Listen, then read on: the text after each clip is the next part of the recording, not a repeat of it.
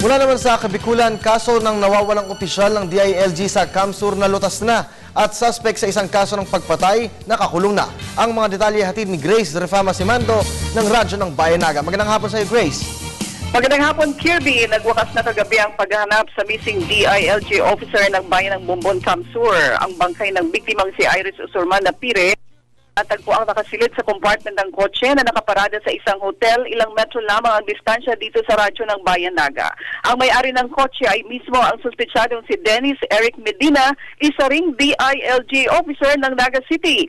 Ayon sa salaysay ni Medina, pinasakay niya sa kanyang kotse si Iris noong umaga ng Biyernes patungong opisina upang humiram ng malaking halaga ng pera. Tumanggi ang biktimang magpahiram ng pera dahil sa mga nauna ng nautang na Medina.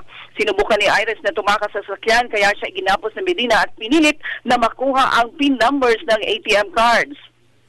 Biyernes pa lang ay pinatay na ng suspect ang biktima. Ilang araw itong nakasilid sa compartment ng sasakyan habang nakapag-withdraw ng maraming beses sa ATM account ni Iris ang suspect na si Medina. Napag-alaman na sa investigasyon na si Medina ay lulong sa online betting game. Ang kanyang employment records ay nagsasabing si Medina ay makailang ulit ang pinapalipat-lipat ng assignment bilang DILG officer dahil sa parating absent ito at tamad sa trabaho. Ayon sa PNP, pera ang tanging motibo ng pagkidnap at pagpatay sa babaeng DILG officer at binura na ang anggulong may relasyon ang dalawa. Radyo ng Bayan, si Fama Simando para sa Telebisyon ng Bayan.